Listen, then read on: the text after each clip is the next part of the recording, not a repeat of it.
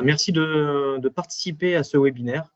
On va attendre encore une demi-minute, le temps que tout le monde puisse arriver. C'est 14 heures, c'est après la pause déjeuner. Donc voilà, vous avez le temps encore d'aller chercher un petit café. Et on va commencer, ça va être une session d'une heure.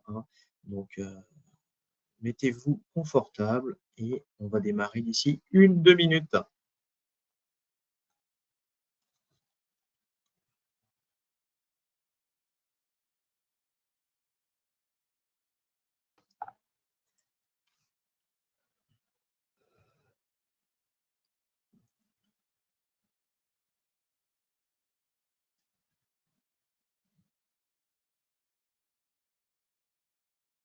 Encore un petit 30 secondes.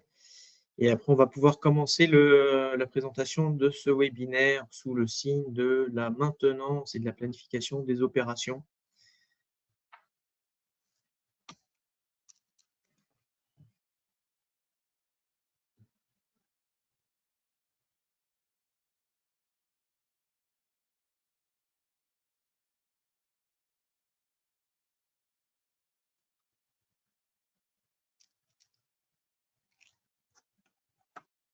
J'espère que chacun d'entre vous a beau temps, que vous êtes bien confortable et on va commencer tout de suite. De nouveau, bonjour à toutes et à tous, ceux qui patientaient et ceux qui viennent de se connecter. Alors aujourd'hui, nous allons vous présenter Visual Planning sur un thème particulier. Le sujet du jour, c'est comment simplifier le pilotage de votre maintenance et de vos opérations avec Visual Planning.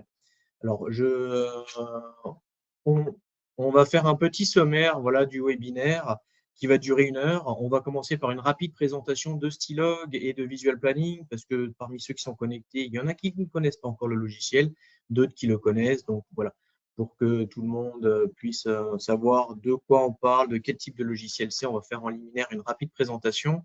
On va parler aussi des enjeux du thème d'aujourd'hui avec une démonstration qui va illustrer un petit peu ces enjeux, les défis auxquels sont confrontés les planificateurs dans la gestion de la maintenance et des opérations qui s'en suivent. Et pour conclure, on va vous présenter aussi quelques nouvelles fonctionnalités dans VP. Pour ceux qui utilisent VP, peut-être des choses que vous n'avez pas encore mis en place qui pourraient être intéressantes. Et pour les curieux, ça peut aussi donner des idées sur des évolutions futures. Voilà. Et on va conclure ce webinaire avec un petit jeu de questions-réponses et tout cela dans l'heure. OK? Alors, très rapidement, qu'est-ce que c'est que Visual Planning et qui est Stylog? Alors, Stylog, c'est une société française.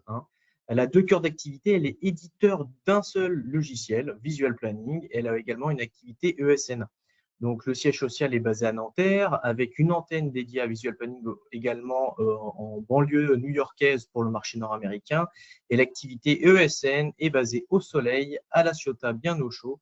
Et c'est important de le notifier parce que tout ce qu'on ne peut pas faire en natif avec Visual Planning, on peut ajouter des briques de développement spécifiques et on travaille avec nos collègues de La Ciotat sur cette partie-là. D'accord? Donc, on travaille, on va dire, on a 2 gros marchés, le marché européen et nord-américain. Mais on a une présence mondiale au niveau du logiciel Visual Planning. Alors, Stylog a été créé en 91 et la première sortie de Visual Planning a été en 96. Actuellement, nous sommes à la version 9 de Visual Planning. En juin 2026, la version 10, la V10, va sortir avec un Club U qui aura lieu à Paris pour présenter toutes les nouveautés de la V10. Ce qu'il faut savoir, c'est qu'il y a une sortie majeure tous les 2-3 ans. Et après, tous les mois, il y a un build, une version mineure qui sort de Visual Planning. Petite fierté également, on a eu en 2023 l'Award Supplier Performance qui a été remis par Safran Aircraft Engines. C'est chaque année, il y a 3 fournisseurs triés sur le volet qui ont qui ont ce trophée. Et on peut l'avoir qu'une seule fois, donc on est très heureux. C'est une signe de reconnaissance sur le travail qu'on fait et aussi l'outil qu'on propose, qui est performant et qui a de nombreux mérites. Concernant Stylog, Comme vous pouvez le voir dans le petit graphe en bas, c'est une société en croissance. En 2024, on a généré plus de 20 millions d'euros de chiffre d'affaires. On a plus de 180 salariés actuellement. En termes de répartition salariale et chiffre d'affaires, c'est moitié-moitié entre l'activité ESN et l'activité éditeur de logiciels. Et on est adossé à un groupe européen, c'est le groupe ICE, c'est un consortium d'entreprises européennes qui, lui, génère près de 150 millions d'euros de chiffre d'affaires pour un peu plus de 1000 personnes. Qu'est-ce que c'est que Visual Planning? Alors, pour ceux qui ne connaissent pas, Visual Planning, c'est un logiciel de planification et de gestion de ressources. D'accord? Ça, c'est de manière très générique. C'est une interface très facile d'utilisation, hein, très user-friendly, comme on dit. C'est un système de glisser-déposer.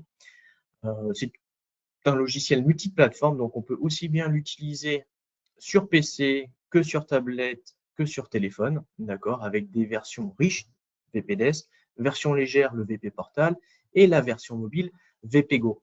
Donc, c'est un outil collaboratif, toutes les données qu'on rentre, quel que soit le support, et on va dire partagées en temps réel avec l'ensemble des plannings, d'accord.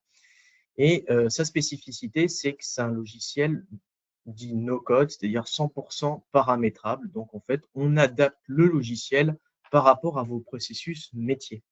D'accord? C'est la raison pour laquelle, dans la démonstration que je vais vous présenter, elle a pour but de vous montrer les fonctionnalités de VP, mais vous allez peut-être trouver des similarités par rapport à vos méthodes de travail ou à vos processus métiers, mais ce n'est pas forcément être parfaitement représentatif de comment vous fonctionnez.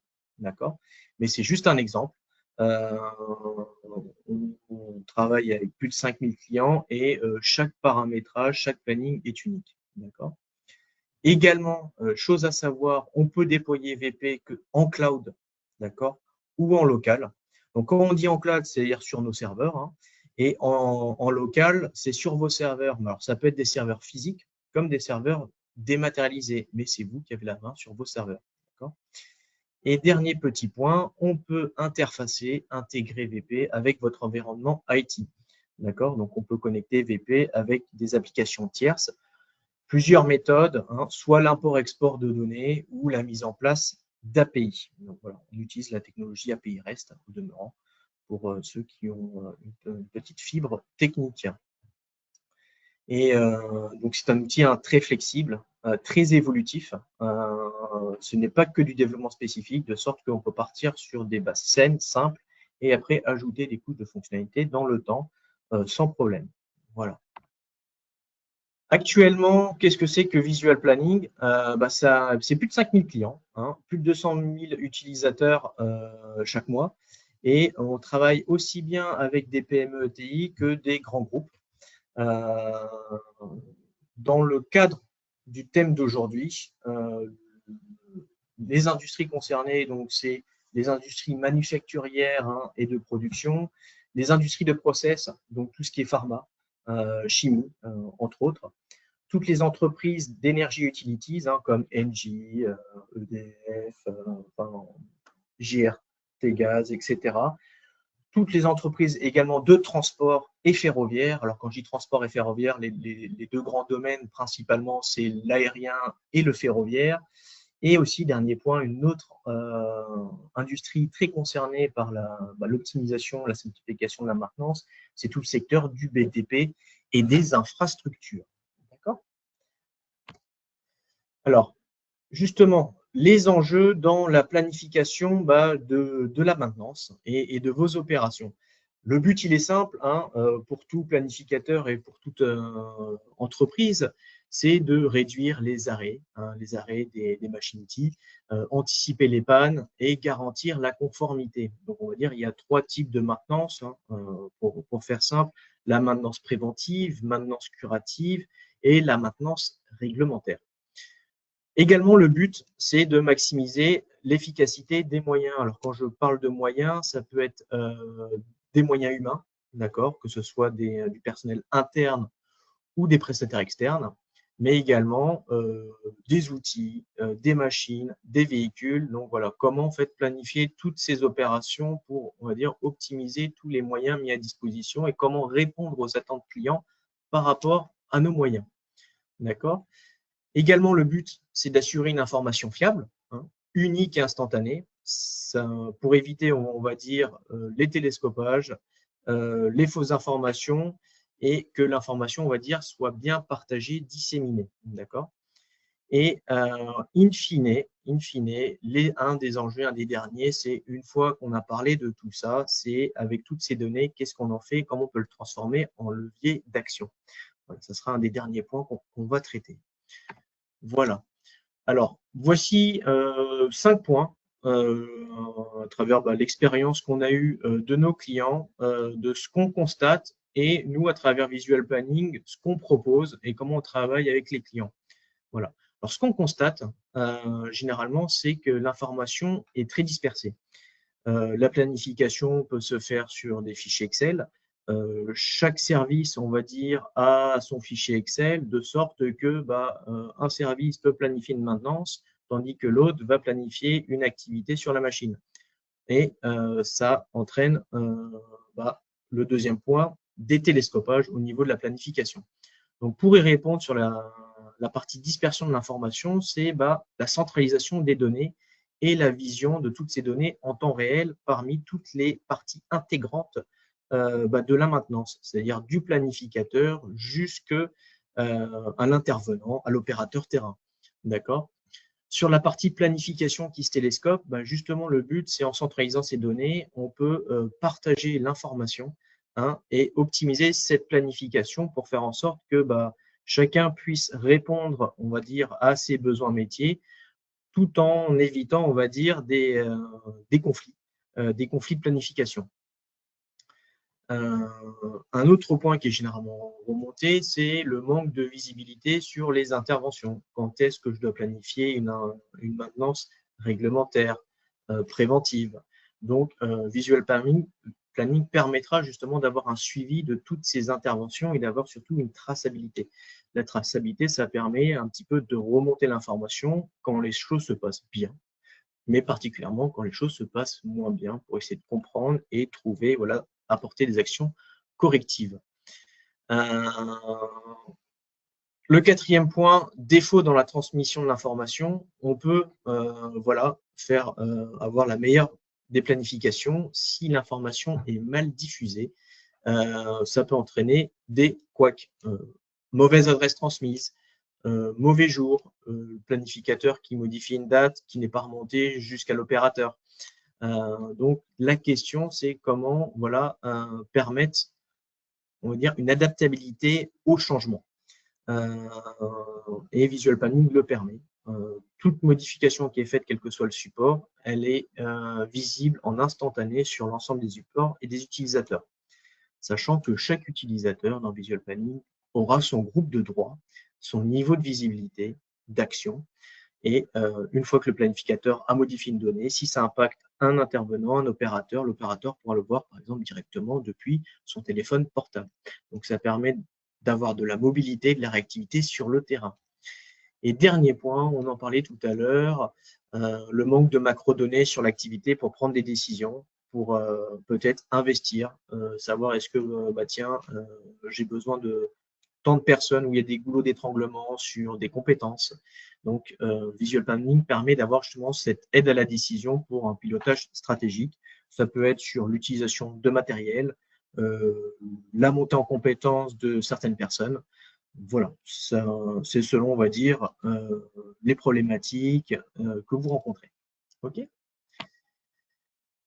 Alors, nous allons passer à la démonstration de Visual Planning. D'accord, je vais vous présenter un petit cas pratique. C'est la maintenance d'une unité de production. D'accord ? Est-ce que tout va bien? J'espère que tout va bien. Ah, j'ai un petit peu trop attendu. Je vais redémarrer le planning. Voilà, alors là, comme vous le voyez, on a une application de lancement VPDS Launcher. Donc, c'est une application Visual Planning, c'est un logiciel qui marche sous Java. Donc, soit vous avez Java installé sur votre PC, ou soit vous installez VPDS Launcher. Voilà. Alors, comme vous pouvez le voir, ici, chaque utilisateur a un identifiant avec un mot de passe. On peut mettre en place un SSO, sachant qu'on va dire, Hop. Les technologies utilisées pour les CSO, c'est SAML2, OAuth2. Donc voilà, ces deux méthodologies, mais ça sont des questions généralement à voir avec l'IT. OK? Voilà. Donc là, on a accès au planning. Alors tout d'abord, comme vous pouvez le voir, on a accès à une page d'accueil. On appelle ça également, en termes anglais, un dashboard. Et qu'est-ce qu'on y voit en fait? Des petites fenêtres, on appelle ça widget, qui permet d'avoir accès à certaines vues directes, à des informations clés, des rapports. Voilà. Le but en fait, c'est d'avoir des informations clés, d'accès à des vues importantes pour chaque profil utilisateur, sachant que chaque page d'accueil peut être personnalisée selon chaque profil utilisateur. Donc la question à se poser dans un dashboard, c'est quelles sont les informations que j'aimerais bien voir dès que j'ouvre le logiciel? Les absents du jour, les habilitations qui arrivent à échéance dans 2 semaines, un mois, les interventions du jour, les interventions en retard, que sais-je. Voilà. Donc ça, c'est selon vous. Et nous, on va mettre en place voilà, ce type de vue pour qu'une fois que vous arrivez sur cette page d'accueil, vous soyez confortable et que vous ayez des informations clés pour, on va dire, prioriser vos tâches en débutant votre journée avec un café, un thé ou un petit verre d'eau. Voilà, donc ici, ce qu'on peut voir, c'est les reportings, le nombre de jours restants, le coût moyen d'une intervention, la durée moyenne d'une intervention. On va commencer et l'accès aussi à la VP Portal, qui est la version légère. Alors là, on va arriver à une vue et petite chose, ici, je vais vous montrer ces petits. Alors, dans cette vue, vous avez tous les affichages favoris. OK?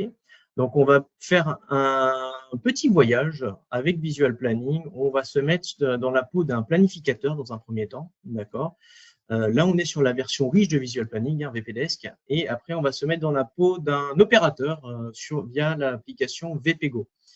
Alors là, c'est le petit chemin initiatique qu'on va faire avec vous pendant les 45 minutes qui nous restent, où on va voir comment on crée une intervention, d'accord, comment on planifie, comment on affecte des ressources, puis on va voir toute la partie collaborateur, statistiques et reporting. Gardez en tête que ceci n'est qu'un exemple, d'accord, et qu'on peut totalement s'adapter par rapport à vos processus métiers. Ça demande une petite analyse avec vous pour monter un petit cahier des charges, des spécifications et voilà, paramétrer, mettre en forme Visual Planning par rapport à vos attentes, vos besoins, comment vous fonctionnez. OK? Alors là, on va commencer tout simplement par la liste des interventions. Première vue. Ici, vous avez la liste de toutes les interventions qui sont en cours, futures, et dès qu'elles sont clôturées, elles disparaissent, mais elles restent dans le logiciel. D'accord? Alors là, ce qu'on va faire, c'est qu'on va créer une intervention depuis le début, comme ça, on va pouvoir voir quelles sont les données qu'on traite, comment ça fonctionne. Cette fiche d'intervention, elle peut être créée soit depuis un PC, d'accord, ou elle peut être créée depuis une tablette ou un téléphone. Donc, tout dépend à qui vous souhaitez donner ce droit de création. Il peut y avoir aussi des niveaux, un petit workflow de validation. Ici, qu'est-ce qu'une intervention? C'est déjà un numéro d'intervention, d'accord? Donc, il peut y avoir un code, voilà, des codes internes. C'est un nom, on va dire par exemple, on va dire maintenance machine outil 1. Le type d'intervention, comme on l'a dit, ça peut être du curatif, du préventif, du réglementaire. Donc, on va dire, tiens, c'est du curatif. Alors là, dans notre unité de production, il y a différentes zones. C'est réparti en 3 zones. Zone A, zone B, zone C. Donc là, c'est une machine qui concerne la zone A. D'accord. Et une fois que j'ai choisi la zone A, on va me montrer tous les équipements qui sont présents dans la zone A. Les équipements, après, on peut les regrouper par famille ou autre. Ici, je suis resté très simple. Équipement 1, 2, 3, voilà, c'est des numéros. D'accord? Le statut de l'intervention, il n'est pas encore planifié. Alors, par défaut, on va mettre futur. On peut également mettre un responsable de projet ou un responsable d'intervention si souhaité. Ici, vous avez la liste de tous les ingénieurs qui ont la fonction bureau d'études. Voilà. On va mettre par exemple Guillaume Jean et on peut mettre aussi une date de démarrage souhaitée. Mettons par exemple le vendredi 3 et on peut, si vous souhaitez, hein, dans le cadre de cette démonstration, indiquer un nombre de durées d'intervention théorique. Ça permet après de faire des rapports sur, bah tiens, en tant que planificateur, j'ai prévu 3 jours d'intervention. En fait, dans la réalité, ça n'en a pris que 2 ou ça en a pris 3. Voilà.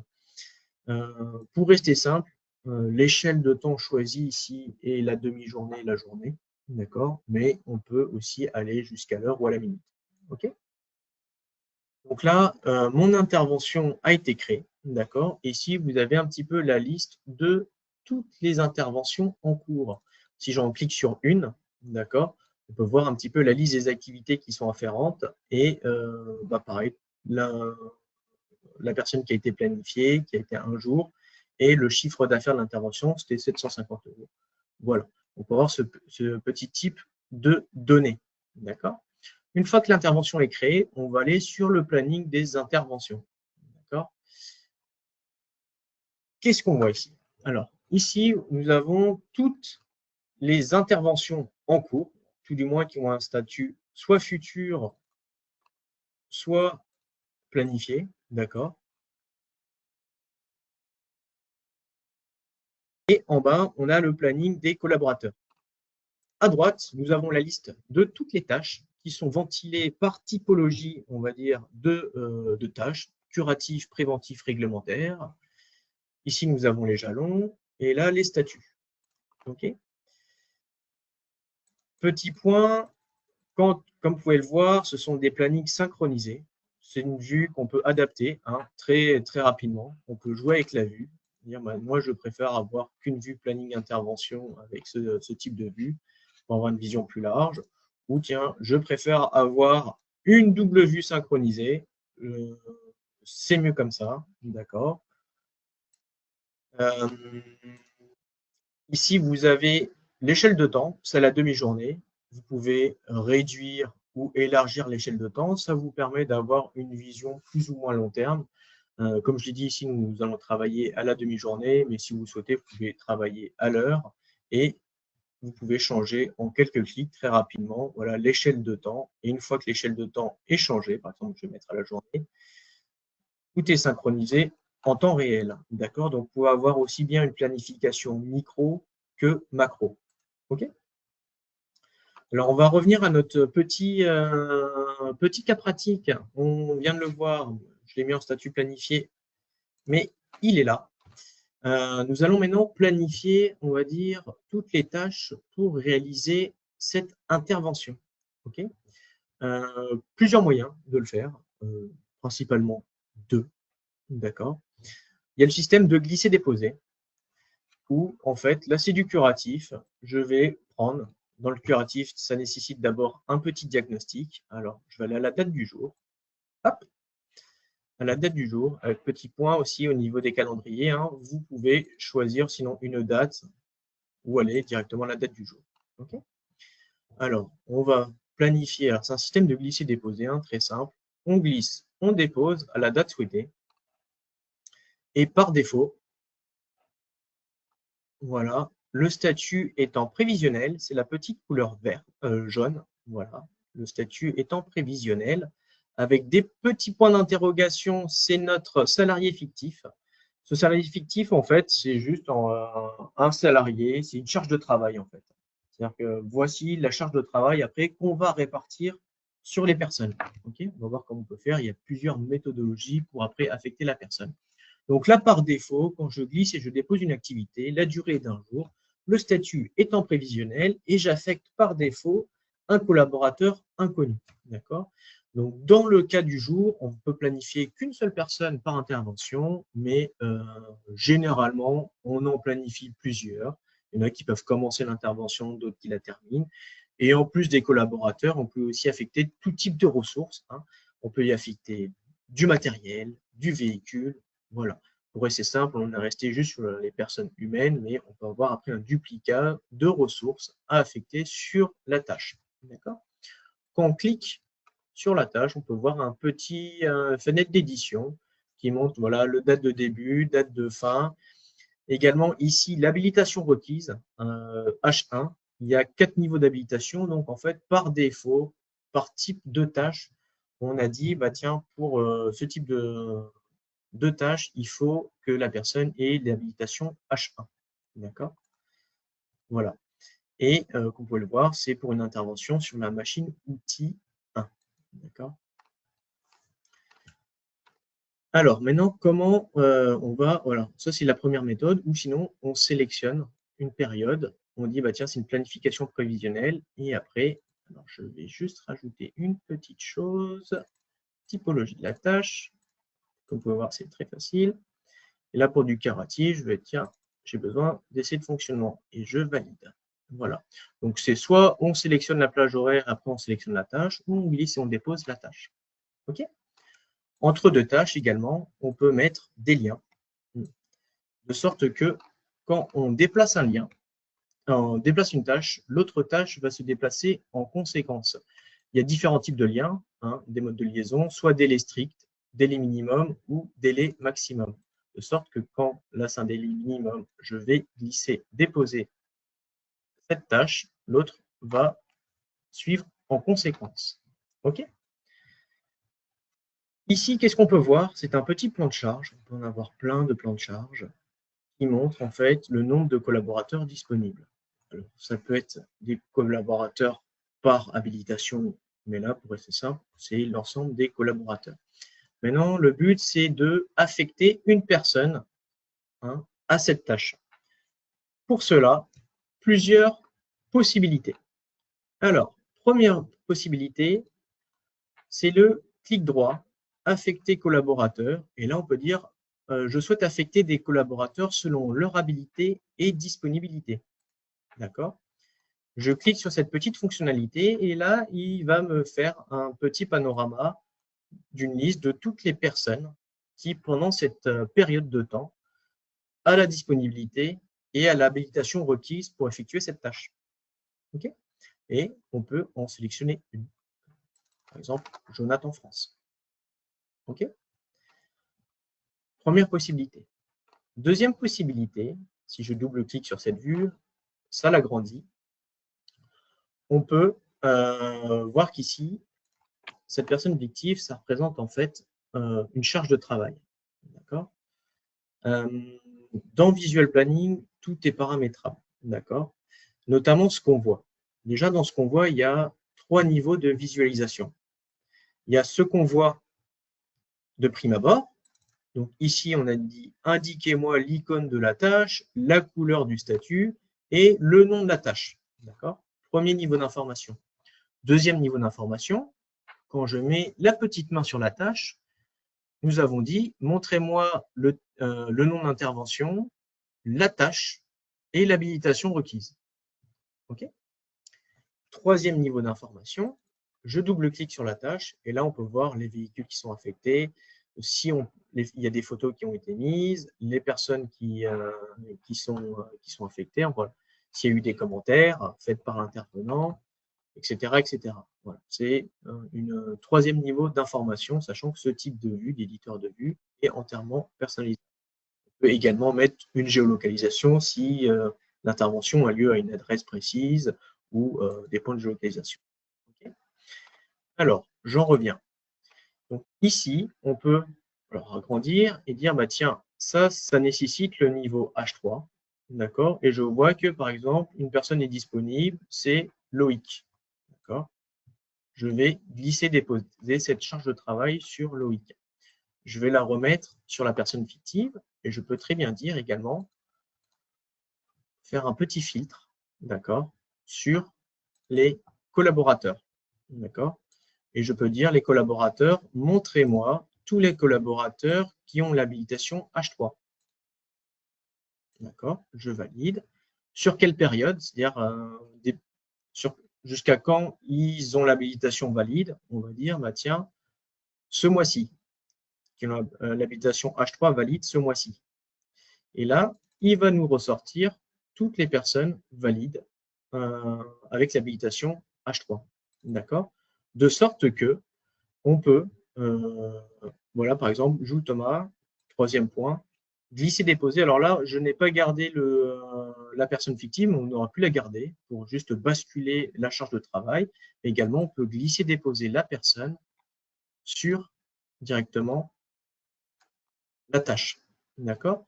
Donc, avec Visual Planning, c'est un outil très flexible qui permet, en fait, pour une seule et même tâche, hein, par exemple, l'affectation d'une ressource, d'avoir plusieurs chemins, plusieurs méthodes. Ça dépend, on va dire, des appétits, des goûts, d'accord, et des personnes.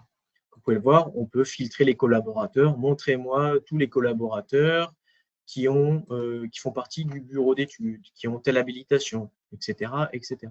D'accord? Je remonte les trois, c'est alors affecter collaborateur selon habilité et disponibilité, d'accord. Sinon, la charge de travail, je la glisse et je la dépose sur la personne. Ou sinon, je glisse et dépose la personne directement sur la charge de travail. C'est les trois grandes méthodes. Et dès lors qu'on planifie une personne sur une tâche, le plan de charge va s'actualiser en temps réel. Donc, soit on planifie tâche par tâche, d'accord, ou également, on peut planifier un modèle, une séquence de tâches parmi quelques impératifs. Typiquement, si cette tâche-là, je dis, bah tiens, la date butoir de cette tâche-là, elle doit impérativement se terminer le jeudi 16 octobre. Là, on a mis un petit jalon avec un petit repère visuel. On peut avoir un petit modèle, d'accord? Donc là, on a deux modèles où on va glisser, déposer le modèle avec deux méthodologies de planification pour les modèles. Soit je glisse et je dépose à la date du 15 pour dire bah, ça doit se terminer au plus tard le 15, donc oui à partir du dernier. Et là, il y a toute la chaîne qui va se programmer par rapport à cela. D'accord? Donc là, dans cette chaîne, par défaut, il y a déjà des personnes, tout est réalisé, hein, c'est juste un exemple, mais la logique est là. D'accord? Le but, c'est d'avoir en fait de planifier en un seul glisser-déposer toute une chaîne de maintenance. Hein. Généralement, ça peut être, comme on l'a vu ici, hein, du diagnostic, réparation, essai de fonctionnement, calibrage, recalibrage, et après avec le recettage. Voilà. Et avec le recettage, on va remplir un formulaire et on va générer un PDF qui sera le bon d'intervention avec possibilité aussi de mettre des signatures. Voilà. Typiquement, c'est un exemple type de gestion d'intervention dans le cadre de la maintenance. Okay, donc là, c'est une planification, on va dire, par la fin, où on peut faire une planification depuis le début. C'est par exemple le modèle curatif, on va glisser déposer à partir du lundi. Et là, ça va dérouler toute la chaîne d'opérations, oui pour tous, pour les personnes. Alors, comme vous pouvez le voir, il y a eu un petit pop-up. C'est une petite contrainte. On peut mettre des contraintes, un système d'alerte pour les planificateurs. Alors, les systèmes d'alerte, ils dépendent des métiers, de vous, en fait. On en a mis un simple, c'est une contrainte de double affectation. Dès qu'une personne est affectée deux fois, il y a une petite alerte qui dit « Attention, ce collaborateur est affecté deux fois, il a une double tâche, est-ce que vous souhaitez poursuivre ?» Là, j'ai mis « Oui ». Et on peut voir que la tâche concernée, il y a des petits pointillés. D'accord? On peut avoir une liste de tâches. Montrez-moi toutes les tâches où il y a un problème d'affectation. Pour, voilà, pour que le planificateur ait une vue très ciblée des tâches dans lesquelles il va faire des réaffectations. Okay, et on peut le voir aussi directement ici. Vous avez une petite flèche, vous pouvez voir, bah tiens, effectivement, il est absent. Et on lui a planifié une petite tâche qui nécessite l'habilitation H2. Donc là, on va voir, bah tiens, il y a Eden Fèvre qui est disponible. On va la mettre sur Eden Fèvre. Voilà. Et du coup, le problème maintenant, ce problème de planification, il a été résolu. Quand c'est rouge, c'est-à-dire que entouré en rouge, c'est juste que la tâche est affectée à la personne fictive. Donc, c'est une charge de travail qu'on doit affecter à une personne. De nouveau, je vais remontrer affecter collaborateur, habilité. Donc là, on va choisir une personne. Dans le cas présent, on n'a choisi qu'une seule habilitation, mais on peut avoir aussi du multicritère. D'accord? Donc, dans ces cas-là, en fait, ça sera exactement habilité affecté selon les disponibilités et habilitations. Et après, il y aura l'ensemble des habilitations. On pourra cocher des cases. Bah, tiens, j'ai besoin de quelqu'un qui remplit l'habilitation 1, 2 et 3. Et il va nous montrer toutes les personnes qui auront cette habilitation. Également, à travers du développement spécifique, on peut aller de manière un petit peu plus poussée pour prendre en compte toutes les règles RH de repos, prise en charge des repos, pour tous les prises en compte de shift, etc. Donc ça demande une petite analyse. Donc en fait, tout ce qui ne peut pas être fait en natif dans Visual Planning, on peut le faire en intégrant des petites briques de développement spécifique pour que l'affectation soit la plus automatique possible. On parlera de ce point ultérieurement. Voici, ça c'était la vue un petit peu principale pour les planificateurs. Vous avez aussi une petite liste des tâches, d'accord, avec une ventilation par zone. Très rapidement, en fait, on peut choisir la période. Montrez-moi toutes les tâches de, par exemple, d'aujourd'hui. Bah, aujourd'hui, c'est toutes les tâches. Voilà, on voit que c'est en cours, là c'est en prévisionnel. Et au fur et à mesure que ça avance, on peut voir l'état d'avancement et on peut choisir la période. D'accord? Comme vous pouvez le voir, ce sont des vues très dynamiques qui permet en fait au planificateur d'avoir l'information très rapidement. OK? On va passer à la vue suivante. C'est un autre exemple, c'est une vue Kanban. D'accord? Idem. On peut choisir la période. Montrez-moi toutes les interventions d'aujourd'hui. Et là, une fois que c'est réalisé, on peut juste glisser-déposer l'intervention si on est au courant, de sorte que on peut faire un petit état des lieux des opérations dans la journée. Bah, tiens, celle-là est encore en prévisionnel. On peut voir même en retard, etc. Et ça permet de prendre des décisions pour le planificateur. Également, toutes les informations qu'on voit peuvent être paramétrées de manière très simple. Donc là, on a dit, indiquez-moi le nom de l'intervention, le numéro, la tâche, l'habilitation requise, le collaborateur, la date de début, date de fin. D'accord. Troisième point, les vues Gantt. D'accord. Ah oui. Et je vais faire une petite chose. Une fois que l'intervention est terminée, on va la mettre en terminé. Et avec un système de filtre, on peut très bien dire « montrez-moi toutes celles qui sont ouvertes ». D'accord. Et que les interventions ouvertes, de sorte que les interventions terminées, on ne les voit plus. Et si vous dites bah, « tiens, montrez-moi toutes les interventions qui ont le statut terminé », elles sont là. D'accord. Et également, le système de fil, c'est très puissant dans OVP. On peut très bien dire, montrez-moi toutes les interventions par un responsable. Tiens, montrez-moi toutes les interventions dont le responsable est, je ne sais pas, par exemple, Eden. Donc là, ce sont toutes les interventions dédiées à Eden. De sorte que, je ne sais pas, si vous avez un planificateur pour la zone 1, le planificateur de la zone 1 pourra planifier que sur sa zone, tout en gardant une visualisation des zones 2 ou 3.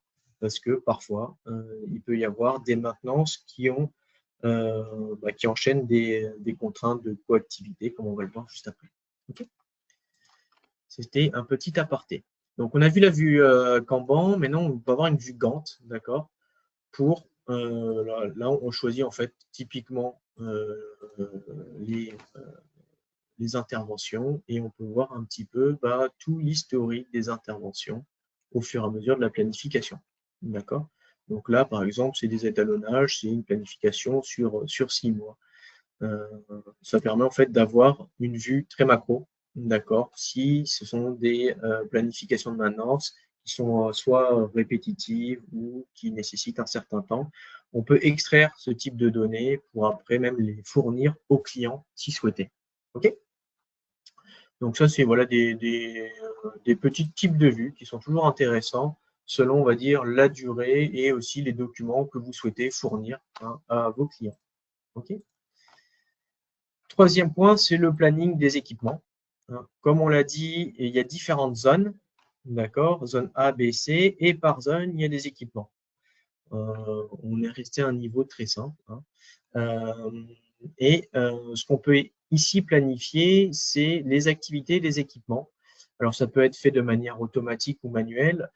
Ici, dans le cadre de ce webinaire, toutes les activités qu'on va planifier ici, on ne le verra pas dans le planning général, mais le mieux, c'est que ce soit visible. Mais par souci de simplicité, on est resté vraiment à un niveau très simple. Quel est le but, en fait? C'est simplement de dire, bah, tiens, il y a des fois certaines maintenances qui bloquent l'accès à d'autres équipements. Donc, c'est des maintenances bloquantes pour coactivité. Et là, on va juste glisser-déposer, par exemple, la maintenance.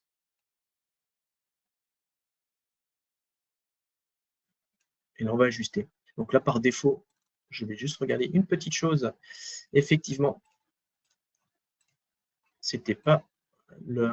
Donc là, normalement, par défaut, voilà, ça va durer une journée. C'était juste la règle que j'ai donnée à mon activité n'était pas la bonne, donc l'échelle à laquelle elle s'est planifiée, bah, du coup, n'était pas la bonne. De sorte que pour chaque activité, on peut donner des règles de création. Telle activité, ça va durer 3 heures, telle activité 6 heures, et également pour chaque activité, on peut lier des formulaires spécifiques. D'accord?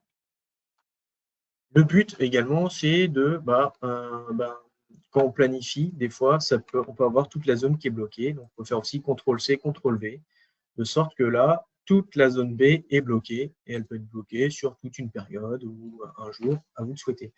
On peut permettre de planifier aussi pour éviter, comme je disais, le télescopage. Certains vont planifier des maintenances qui vont être bloquantes pour diverses raisons, maintenance lourde, bloquant pour exploitation, pour coactivité, de sorte que on ne pourra pas planifier des tâches, des activités sur les équipements où on ne peut pas avoir accès pour diverses raisons. D'accord ? Et ce type d'information, c'est important de l'avoir. Avec une seule et même vue, on peut dire, bah tiens, là, tous les équipements, il n'y a pas de conflit, tout est bon, je peux planifier ma planification. Je peux continuer ma planification. Donc, c'est vraiment le but, c'est d'avoir un partage d'informations pour éviter les télescopages, pour éviter, parce que ça coûte cher à l'entreprise, et nombre de fois où quelqu'un planifie une maintenance, mais en fait, la maintenance ne peut pas se faire parce que la machine est lancée et l'information n'était pas montée. Donc, ce type de planning permet, ce type de logiciel permet d'éviter ce type de conflit. D'accord ? On continue. Donc là, on a vu toute la partie planification des interventions. Maintenant, on va arriver sur les collaborateurs. Alors là, c'est une petite quatrième méthodologie de planification. On peut voir le taux d'occupation, il n'est pas pertinent. Clairement. Donc là, vous avez les interventions en cours et on peut planifier, si ce sont des interventions qui sont très simples, directement glisser, déposer l'intervention sur la personne, d'accord?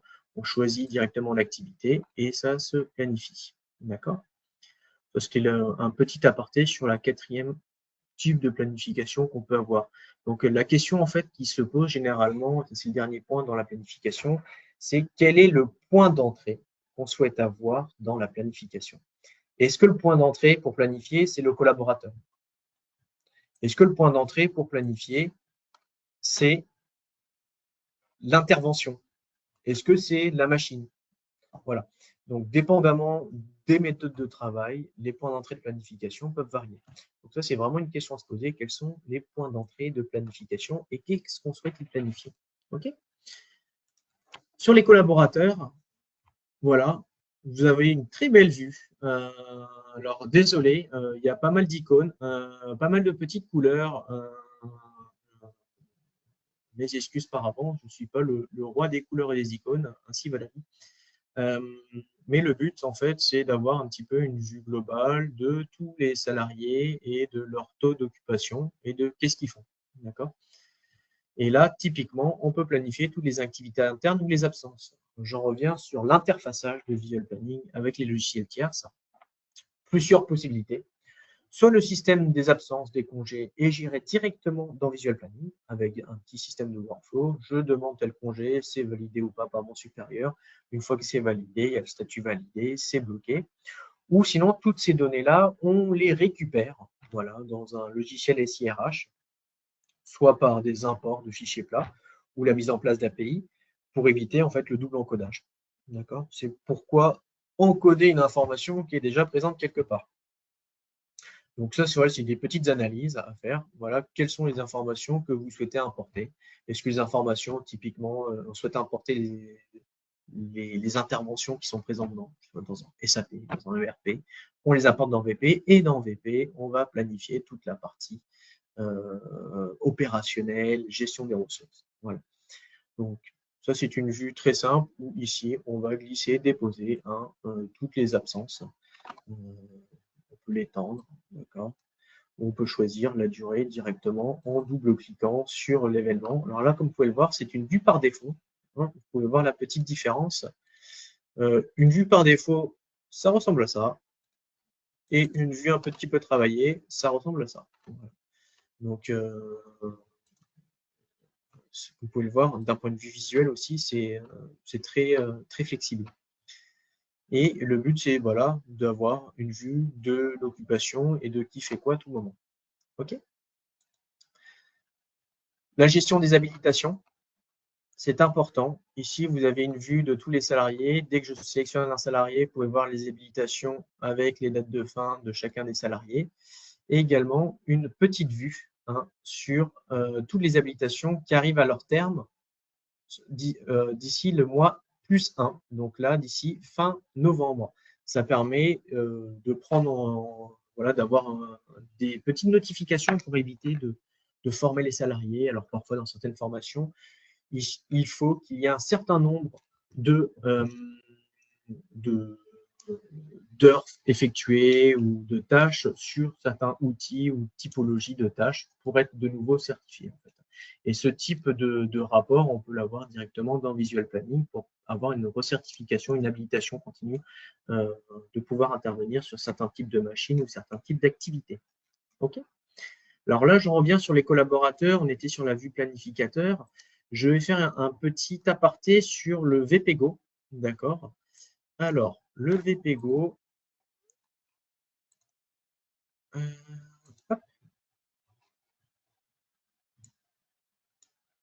je vais déplacer la vue. Je ne sais pas si vous voyez. VPGO, c'est l'application mobile. Donc là, j'ai été planificateur et je vais voir directement en fait ma vue en tant que planificateur. OK ? Donc là, je vais me connecter en tant que Monsieur France. Alors, il y a un Monsieur France, c'est un électricien, il s'appelle Jonathan France. Du coup, son username, c'est France et bien évidemment, il n'a pas de mot de passe. Et là, vous pouvez le voir, un petit dashboard de Monsieur France avec le trombinoscope de tous ses collègues parce que Monsieur France aime beaucoup ses collègues et quand il en a besoin, il aime bien les contacter pour certaines questions techniques. Voilà. Et également, chose importante, il a son agenda. Et dans son agenda, vous voyez des petits carrés. Et ces petits carrés, c'est là où il y a des petites tâches qui lui incombent. Typiquement, aujourd'hui, le jeudi 2, il y a une inspection du matin au soir. Bah, tiens, qu'est-ce que c'est que cela? Et là, et oui, c'est une tâche inspection dans la zone A sur l'équipement 1. Monsieur France aussi est habilité à pouvoir changer. Alors là, il peut mettre, par exemple, il n'y a pas le statut, mais il peut y avoir défaut, par exemple. Il peut changer le statut. Et chose importante, il peut également ajouter des commentaires. Problème rencontré suite à un matériel manquant. Je sais, un matériel manquant, désolé. Et aussi, Monsieur France peut ajouter des petites photos. Voilà. Donc, actuellement, cette fonctionnalité, je ne l'ai pas activée, mais le but, c'est, si besoin est, il peut prendre des photos, les intégrer dans l'intervention, de sorte que le planificateur va les voir. OK ?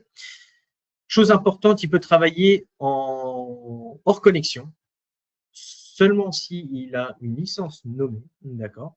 Et de sorte que dès qu'il retrouve la connexion, toutes les informations qu'il a encodées vont remonter dans le système et vont être visibles depuis le planificateur. Donc voilà, le but vraiment de VPGO, c'est d'avoir une vue très simple pour les personnels intervenants, les opérateurs, et savoir qu'est-ce qu'ils ont à faire et apporter des éléments d'information importantes pour le planificateur. Tout dépend du niveau de droit qu'on donne.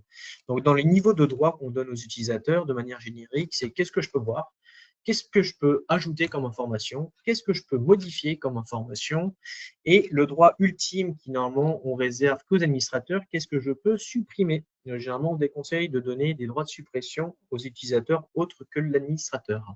Voilà. Ça, c'était le petit aparté sur la version mobile.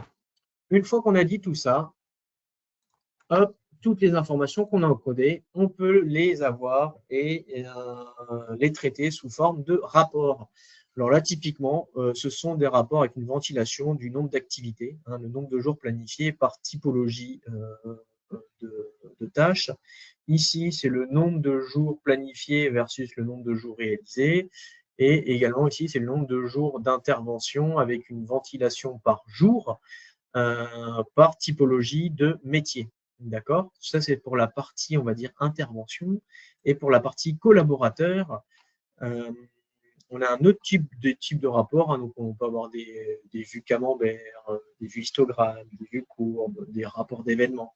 Donc ici, ce sont les habilitations. Donc, par type d'habilitation, la prépondérance des métiers par type d'habilitation. Donc là, typiquement, pour l'habilitation H1, c'était principalement dans 61% des interventions qui nécessitaient le type H1, c'était des personnes de catégorie maintenance qui sont intervenues. 11% des personnes de catégorie mécanique, 11% électriciens. Donc ça permet en fait d'avoir une petite visualisation de par on va dire, de la population des opérateurs par type d'habilitation et avec les quantités. D'accord? Et également, on peut préparer aussi la paye. Hein. Par exemple, on peut faire des systèmes de pointage. Bah, tiens, telle personne a travaillé 8 heures. Comme ça, à la fin du mois, on peut dire, bah, tiens, telle personne, à la fin du mois, elle a travaillé 37 heures. Ou plus, ou moins. Voilà. Et là, c'est les absences. Donc, tout ça pour vous dire que Visual Planning peut traiter les données. Toutes les données qu'on met dans Visual Planning peuvent être traitées sous forme de rapport. D'accord. Alors après, c'est le dernier point qu'on va voir, c'est la partie perspective. Déjà, j'espère que cette rapide présentation démo a été intéressante pour vous, vous a plu. Hein. Si vous souhaitez en savoir plus, en tout cas, n'hésitez pas à nous contacter. Et on revient à notre petite présentation. Okay. Donc, en conclusion, à quoi permet Visual Planning, hein? C'est vraiment un outil qui est fait, qu'on va adapter, qui sera fait à votre mesure. Hein. C'est fait pour fluidifier la planification, hein, la gestion des ressources, donc la coordination de manière générale, fiabiliser la planification pour éviter les télescopages et les erreurs de communication, renforcer le suivi opérationnel pour faire en sorte qu'il n'y ait pas de retard et qu'on respecte nos engagements et qu'on suive aussi toutes les procédures, notamment pour les maintenance réglementaire hein, ou prévisionnelle et, et également orienter la stratégie, dire bah, tiens, là, on a été en manque de personnes habilitées H1 et H2, il va falloir soit monter en compétence des salariés ou soit recruter. Voilà. On va avoir différents types d'informations de ce type, voilà, le taux d'occupation des salariés, etc. Okay. Pour conclure, des petites perspectives avec Visual Planning. Alors là, comme vous avez pu le voir, c'était une planification manuelle, de l'affectation manuelle. Voilà, tout est fait en bonne intelligence humaine. Mais on peut également introduire de l'affectation automatique. D'accord? Donc, selon les contraintes et les besoins métiers, il y a deux typologies. Soit on peut le traiter de manière native via VP Automation, d'accord? Soit on peut le traiter notamment à travers la mise en place d'un solver Optaplanner. D'accord. Le serveur Optaplanner permet de faire beaucoup de choses. Il permet de trouver les meilleurs scénarios.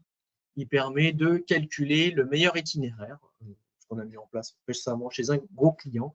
Typiquement, bah tiens, on a X interventions, répartissez les mois parmi X intervenants en calculant le meilleur trajet pour chacun d'entre eux. Voilà. On peut coupler. Donc ça, toute cette partie, dès qu'il y a des petits astérix, hein, c'est des présentations qu'on peut vous présenter de manière plus détaillée parce qu'elles ont été déjà présentées en interne ou en externe. Donc, on a déjà des supports et une expertise dessus sur lequel on peut vous fournir à votre demande. D'accord? Donc là, n'hésitez pas. c'est gratuit et c'est vraiment, au-delà de la gratuité, c'est très enrichissant tout à chacun. Et aussi, nous, on se nourrit de vos cas pratiques pour imaginer, concevoir des méthodes de travail à travers voilà, ces outils qu'on a à disposition. Sur la partie intégration de VP, on peut intégrer VP avec des applications tierces. VP n'est pas une GMAO poussée. Des fois, la GMAO, ça peut être très, très poussé dans le cadre d'une machine à la pièce près.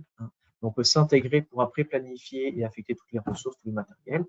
Mais également, on peut s'intégrer aussi à des solutions de business intelligence type Power BI. Vous avez pu le voir, VP peut faire des rapports, de nombreux rapports, mais il n'est pas aussi puissant que des outils dédiés à cela.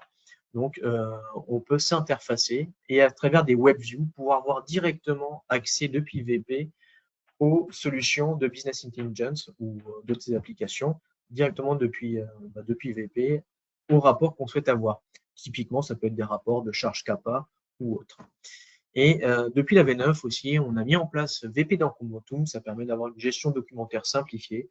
Ça permet de tracer toute la documentation par intervention et d'avoir, on va dire, une traçabilité et un suivi de toute cette partie documentaire de manière générale et générique. Merci beaucoup. On va laisser place aux questions-réponses. Laissez-moi un petit instant pour ouvrir ma petite fenêtre et savoir si vous avez des questions. On arrive à notre terme. Il reste plus que 3 minutes 30. On tient les délais. C'est parfait. Alors, est-ce qu'il y a une question affichée? Vous parlez d'une application Java. Avez-vous la possibilité que ce soit en full web? Oui, tout à fait. Alors après, quand on dit full web, une chose, le full web, c'est VP Portal. C'est la version légère. D'accord? Très bonne question. Et dans la V10, on va vers une VP portalisation de Visual Planning. C'est-à-dire que de plus en plus, les clients demandent d'avoir des versions full web. Donc, qu'on a accès directement depuis une page internet, HTTPS. D'accord. Une seule chose, c'est juste l'administrateur a besoin d'avoir quand même la version riche pour la gestion des droits, mais après, tous les planificateurs, utilisateurs ou autres peuvent avoir accès depuis VP Portal à Visual Planning. Et cette VP Portalisation, ça a pour but de rapprocher, VP Portal, c'est déjà très riche, mais de se rapprocher en termes de richesse de fonctionnalités de VPDesk, la version qu'on a vue pendant la démonstration. Donc oui, on peut être full web, sauf l'administrateur aura besoin d'avoir la version riche de Visual Planning sur son poste de travail.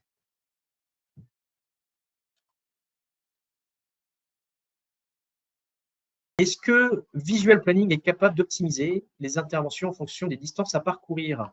Quels sont les tarifs? Très bonne question. Double question. Alors, est-ce qu'elle est capable d'optimiser? Alors, il y a deux choses. De manière native, on peut ordonnancer les trajets.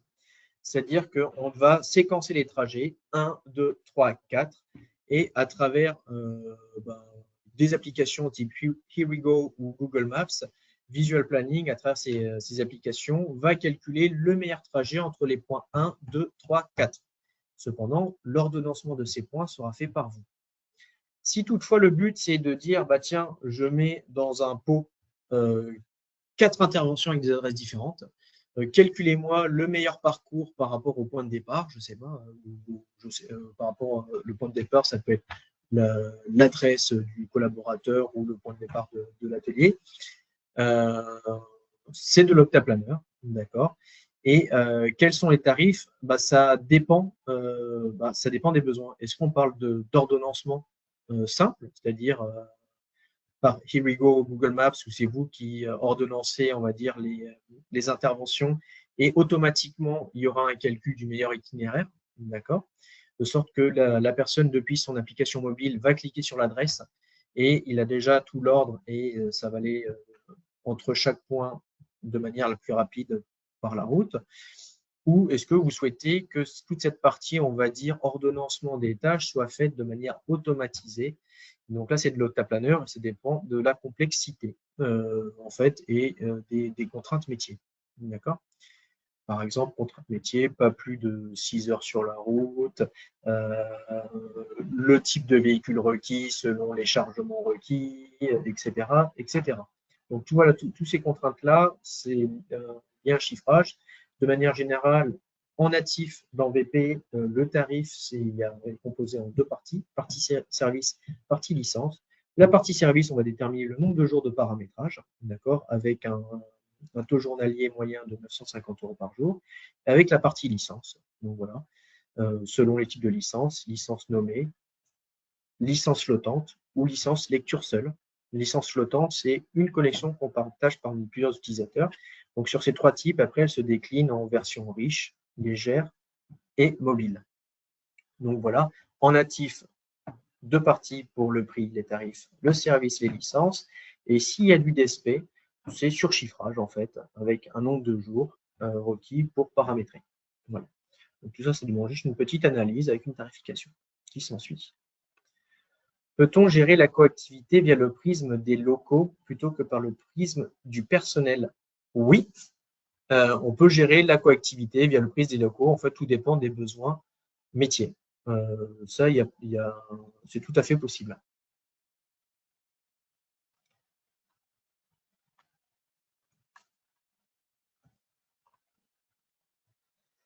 D'ailleurs, sur le prisme des locaux, hein, on peut intégrer des règles pour dire dès qu'il y a ce type d'activité sur tel local, ça va impacter de manière automatique tel et tel local et des activités, on va dire, vont se créer automatiquement sur ce qu'on souhaite avoir, en fait, tout simplement.